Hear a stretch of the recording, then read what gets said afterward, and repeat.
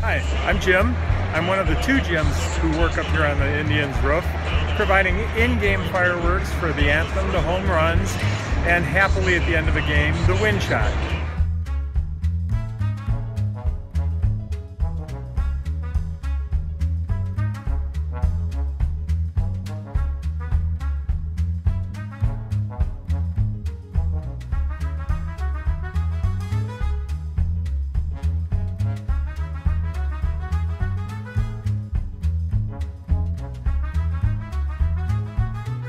The power comes in out of the module through the wires, gets to here, and there's a little filament in there that gets hot when it gets a little bit of electricity on it. This burns, ignites the powder inside the strip, and it sets the whole thing up.